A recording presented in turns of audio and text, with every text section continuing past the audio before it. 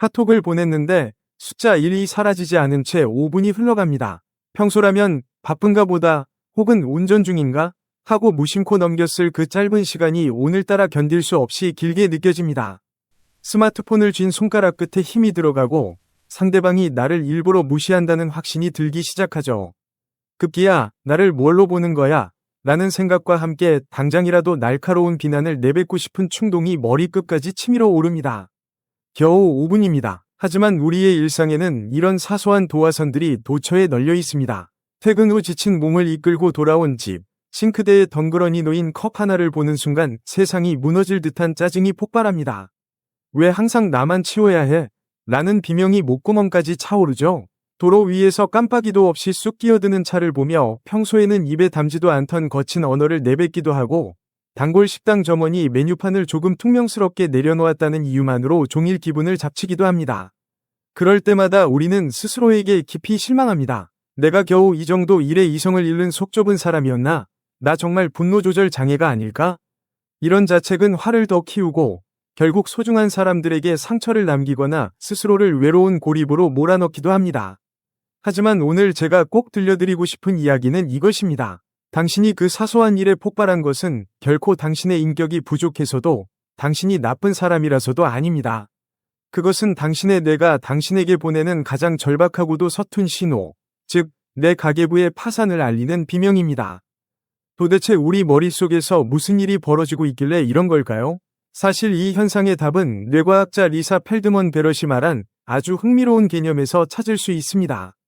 바로 신체 예산이라는 건데요. 우리 뇌는 단순히 생각만 하는 기관이 아니라 몸 전체의 에너지를 효율적으로 배분하는 회계사 역할을 수행합니다.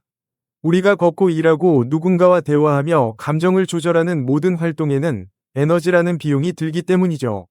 뇌는 매 순간 포도당 산소 수분 같은 자원들을 어디에 먼저 쓸지 치열하게 계산합니다. 그런데 이 예산은 무한하지 않습니다. 만약 당신이 어제 잠을 설쳤거나 며칠째 과중한 업무 스트레스에 시달렸거나 제때 식사를 챙기지 못했다면 당신의 신체 예산 가계부는 이미 심각한 적자 상태에 빠져 있게 됩니다. 은행 잔고가 바닥났을 때 아주 작은 자동이체 실패에도 경고 문구가 뜨듯 뇌의 예산이 바닥나면 우리 뇌는 비상사태를 선포합니다. 이 비상사태에서 뇌가 가장 먼저 하는 일은 무엇일까요? 바로 유지비가 많이 드는 부서의 전원을 꺼버리는 것입니다. 그 부위가 바로 합리적 사고와 감정 조절을 담당하는 전전두 피질입니다. 이 부위는 성능은 뛰어나지만 에너지를 엄청나게 잡아먹는 최신형 슈퍼컴퓨터와 같습니다. 예산이 부족해지면 뇌는 이 컴퓨터를 꺼버리고 대신 에너지가 적게 드는 본능적인 공포 회로인 편도체에 모든 주도권을 넘깁니다. 이것이 바로 당신이 카톡의 숫자 1이 사라지지 않는 그 짧은 순간에 폭발하는 진짜 이유입니다. 당신이 인격적으로 미성숙해서가 아니라 뇌가 파산하기 직전에 선택한 최후의 생존 방어 기제가 작동한 것이죠. 당신의 뇌는 지금 사소한 불편함을 사자의 공격과 같은 생존의 위협으로 착각하고 있는 것입니다. 그런데 우리가 이렇게 폭발하는 데에는 에너지 문제 말고도 또 다른 심리적 비밀이 숨어 있습니다. 바로 우리가 내뱉는 화라는 감정의 진짜 얼굴인데요. 심리학에서 분노는 사실 진짜 감정이 아니라 다른 속마음을 감추기 위해 뇌가 급하게 꺼내드는 2차 감정인 경우가 많습니다. 빙산의 일각처럼 겉으로 드러난 것은 거대한 분노지만 그 수면 아래에는 전혀 다른 감정들이 소용돌이치고 있습니다. 카톡 답장이 늦어 화가 났다면 그 밑바닥에는 사실 내가 소외될지도 모른다는 불안함이나 나를 가볍게 여기는 것 같다는 서운함이 숨어 있습니다. 하지만 이런 서운함이나 슬픔 같은 1차 감정은 우리를 너무나 나약하고 취약하게 느끼게 만듭니다. 반면 화는 우리에게 즉각적인 힘을 부여하고 상황을 통제하고 있다는 착각을 줍니다. 뇌는 당신의 나약한 마음을 보호하기 위해 분노라는 거칠고 단단한 방패를 씌워 내보내는 것이죠. 문제는 이 방패가 너무 강력해서 정작 우리가 무엇 때문에 힘든지 본인조차 알 수 없게 만든다는 점입니다. 별것도 아닌데 왜 이렇게 화가 나지? 라는 의문이 생기는 이유는 당신이 아직 수면 아래에 있는 진짜 감정을 마주하지 못했기 때문입니다. 당신의 뇌는 지금 사소한 사건을 빌미로 그동안 억눌러왔던 거대한 결핍이 목소리를 대신 내고 있는 것입니다. 그렇다면 이미 예산이 바닥나서 욱하는 감정이 올라올 때 우리는 어떻게 대응해야 할까요? 여기서 가장 중요한 것은 반응과 행동 사이에 아주 작은 틈을 만드는 것입니다. 화가 나서 스트레스 호르몬이 전신을 장악하는 데 걸리는 시간은 약 6초입니다. 이 6초만 견디면 잠시 전원이 꺼졌던 이성의 스위치가 다시 켜질 기회를 얻게 됩니다. 이때는 무작정 참으려 하지 말고 감정 라벨링을 시도하십시오. 속으로 이렇게 말해보는 겁니다. 지금 내 심장이 빨리 뛰는구나. 손에 힘이 들어가는 걸 보니 내가 정말 화가 났나 보네. 이렇게 감정에 이름을 붙이는 순간 뇌의 주도권은 본능의 뇌에서 분석의 뇌로 넘어옵니다. 뇌는 그 상황을 통제 불가능한 폭풍이 아니라 처리해야 할 데이터로 인식하기 시작합니다.